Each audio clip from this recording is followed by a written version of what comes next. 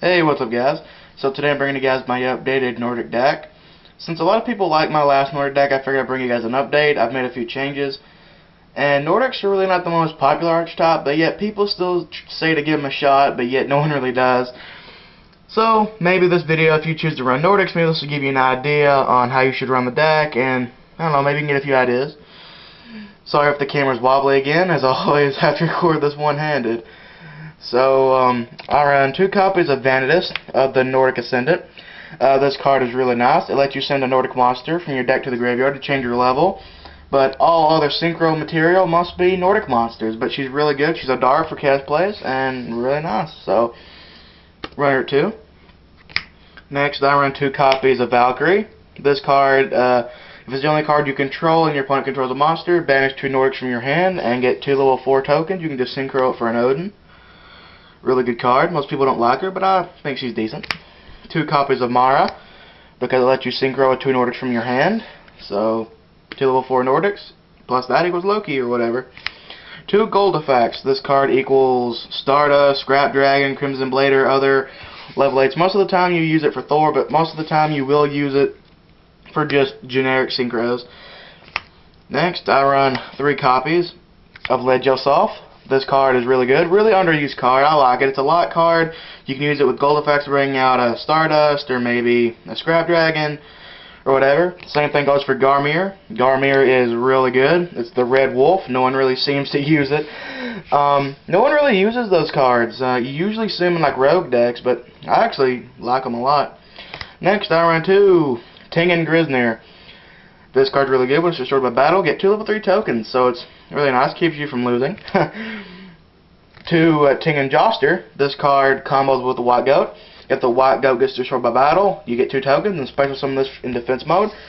If it survives the battle phase, switch it to attack mode and summon a gold effect from your deck and synchro the 2 level 3 tokens up for Thor. Cool combo.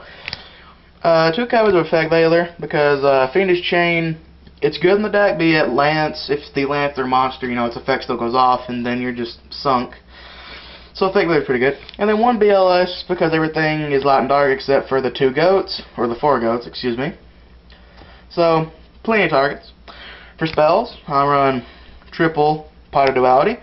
People are going to say, whoa man, triple pot? Yeah, I mean, you do pot into a pot sometimes, but I like it. I mean, they do have a consistency problem sometimes, so just speed through the deck.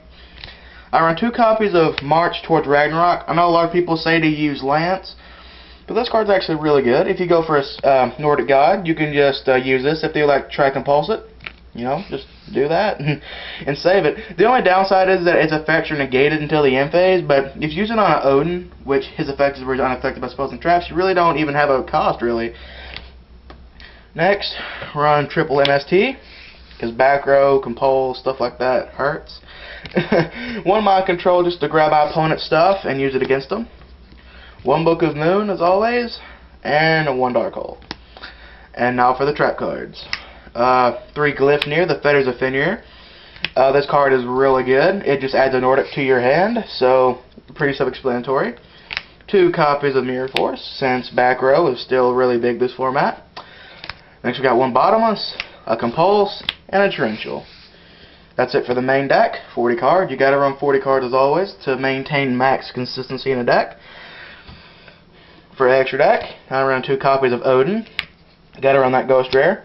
I run 2 copies of Odin because if they get rid of 1 Odin, I can just go for another Odin. It's really not that hard, so I run 2. I run double Loki. No one really runs Loki at all, but I like Loki quite a bit. And, I don't know, people say Loki's not good enough, but I love Loki. He's just really cool. And then I run 2 Thor, because I have the room to run 2 Thors. I mean, who doesn't want to run 2 Thors? Give me just a minute so I can get my Nordic gods off to the side there. Next, I run 2 copies of Scrap Dragon. Really awesome card. Really trolly, especially if you combo it with Bills, which is not a card yet, but it's a really good card on the Dueling Network. 2 Stardust, because Stardust equals Rage Quit from a lot of people. 1 Crimson Blader to stop spam heavy decks for high level monsters. For XYZs, I run 2 Utopia. Utopia is okay. I guess. Number 17, and then I run an acid golem. I don't really go into XYZ that often, but I still run a few just in case. That's it for the extra deck, and then I have, of course, the 2 little goat tokens for Tang and Grizzner, and then the 2 little pink tokens for Valkyrie.